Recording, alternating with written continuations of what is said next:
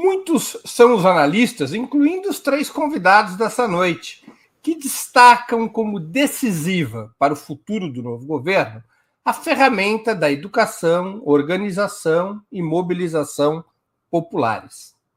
Uma das polêmicas a esse respeito é qual papel que deveria ter neste tema o presidente e a própria administração para fortalecer esses instrumentos, a educação, a organização e a mobilização populares. Há 20 anos atrás, por exemplo, o programa Fome Zero previa a organização de comitês locais, por fora da institucionalidade do Estado, uma ideia que logo foi substituída pelo Bolsa Família, uma política social de amplo espectro, mas transitando pelas prefeituras e desprovida da natureza mobilizadora do Fome Zero.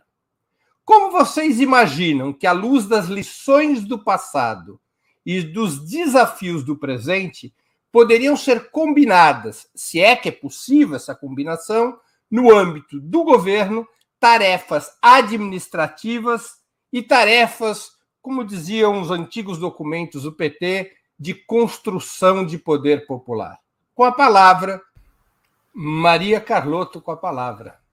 Então, Maria Carlotto antes vai esclarecer o sobrenome dela. Ela tem 15 segundos para fazer isso.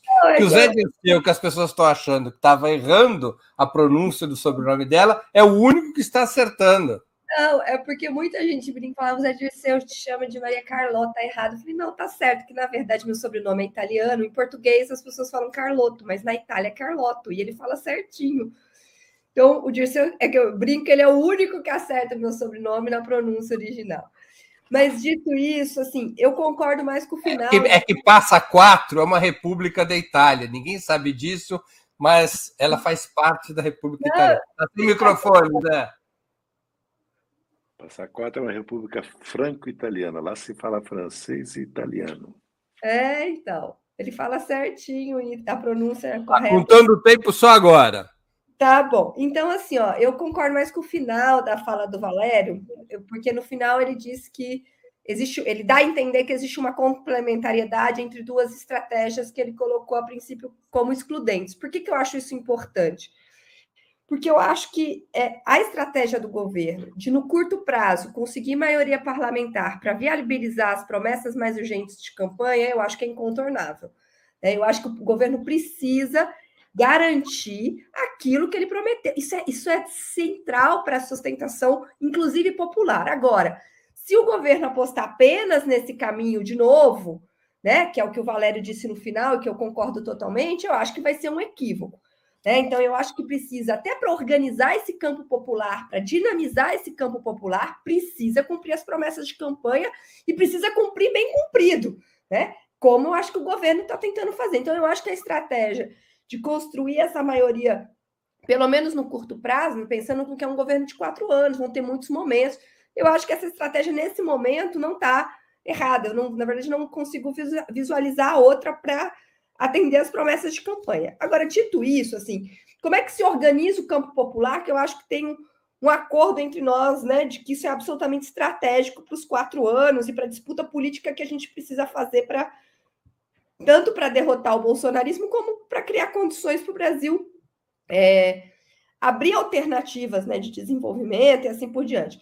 Eu acho que o caminho tradicional de apostar na mobilização dos movimentos sociais, eu acho que ele, no curto prazo, né, embora ele seja bastante importante, acho que a gente tem que fazer formação política, tem que dinamizar os nossos movimentos, ele é uma estratégia de médio prazo.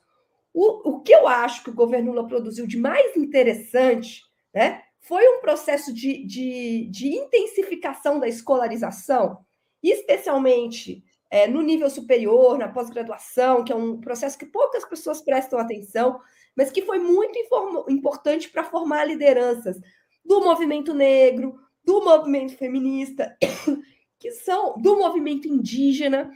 Por que o movimento indígena, se vocês olharem os trabalhos antropológicos sobre o movimento indígena, vocês vão ver a importância que teve o processo de escolarização em nível superior dessas lideranças.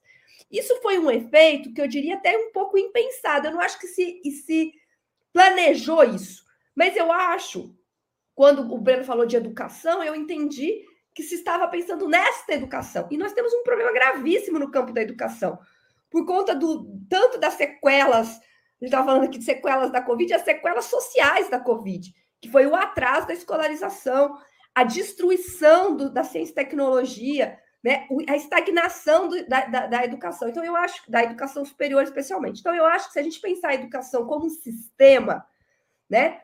E fazer política para as maiorias minorizadas que a gente representa, os negros, as mulheres, impulsionando isso, eu acho que a gente tem um campo interessante. Só para deixar uma marca, viu, Breno? Já estou terminando. Último comentário, assim, no campo da educação especificamente, a transição começou muito mal, né? A lista que foi divulgada das pessoas era muito privatista, né? A reação foi enorme, isso já foi, em parte, corrigido por uma nova lista que saiu hoje, mas a gente precisa ficar muito atento ao que vai acontecer nesse campo, porque eu acho que aí a gente tem uma disputa enorme para ser feita, no curto prazo e com resultados muito significativos, porque não é à toa que o Bolsonaro atacou o campo da educação com tanta força, não.